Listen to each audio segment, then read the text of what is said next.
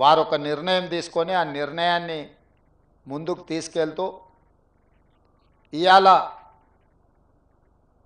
Cancer వచ్చిందంటే కూడా భయపడకుండా హాస్పిటల్స్కి వచ్చి ట్రీట్మెంట్ చేసుకొని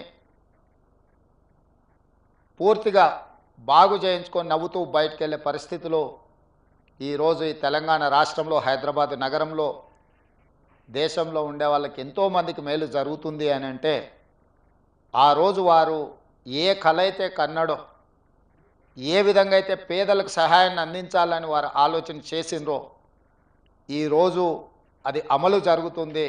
తప్పకుండా స్వర్గంలో నందమూరి తారక రామారావు గారు మనల్ని అందరినీ ఆశీర్వదిస్తాడు. ఇక్కడ ఇందులో ప్రధానంగా ఇందులో భాగస్వామ్యం పంచుకొని ఈ నిర్వహణలో ఈ నిర్మాణంలో ఆర్థిక సహాయాన్ని అందించడమే కాదు, ఇక్కడ సేవలు అందిస్తున్న సిబ్బందికి కూడా ఎప్పుడూ వారి ఆశీర్వాదం ఉంటుంది అని చెప్పి నేను బలంగా విశ్వసిస్తున్నాను, నమ్ముతున్నాను. అదేవిధంగా ఈ సంస్థకు సంబంధించిన లీజ్ విషయంలో కానీ ఇతర అనుమతుల విషయంలో కానీ వారు నా దృష్టికి తీసుకొచ్చినంబడే క్యాబినెట్లో పెట్టి తక్షణమే క్లియర్ చేసిన. ఎందుకు అంటే ఈనాడు కొన్ని ప్రత్యేకమైన పరిస్థితుల్లో మేము ఉన్న ఈ హోదా ఈ గౌరవం వారు ఏ స్వార్థం లేకుండా ఏర్పాటు చేసిన ఒక రాజకీయ పార్టీ మాకందరికీ అవకాశం కల్పించింది.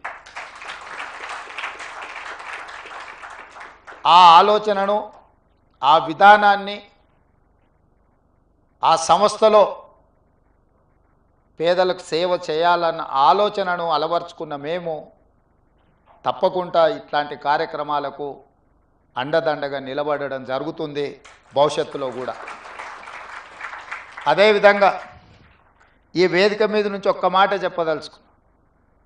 మనలో ఉన్న ఆట నైపుణ్యం వెలికి రావాలి, ప్రజల గుర్తింపు జరగాలంటే నైపుణ్యం కలిగిన ఆటగాడితో పోటీ పడాలి అని పెద్దలు చెప్తూ ఉంటారు.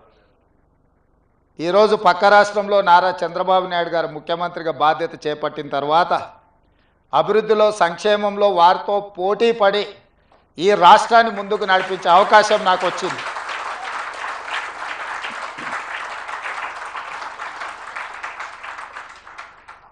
గతంలో 12 గంటలు పనిచేస్తే సరిపోతుంది, అంతకు మించి అవసరం లేదు అనుకునేవాడిని. కానీ ఇప్పుడు వారు 18 గంటలు పనిచేస్తే నేను 12 గంటలతో సరిపెడితే కుదరదు. కాబట్టి మా అధికారులకు మా సహచరులకు మనం కూడా 18 గంటలు పని చేయాల్సిందే. అభివృద్ధి విషయంలో సంక్షేమం విషయంలో పోటీపడి ఈ 2 తెలుగు రాష్ట్రాలు ప్రపంచానికే ఒక రోల్ మోడల్గా నిలబడాలి అని నేను భావిస్తున్నాను. ఆ దిశగా మా ఆలోచన మా విధానాలు మా నిర్ణయం ఉంటుంది.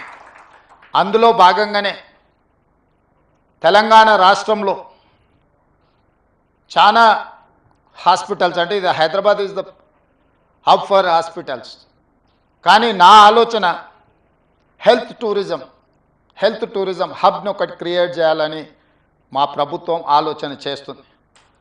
ప్రపంచంతోనే పోటీ పడే విధంగా ప్రపంచంలో ఉండే అన్ని జబ్బులకు సంబంధించి ఇక్కడనే వైద్యం అందే విధంగా ఒక హెల్త్ టూరిజం హబ్ని డిజైన్ చేయాలని ప్రాథమికంగా మేము ఒక అంచనాకు వచ్చినాం.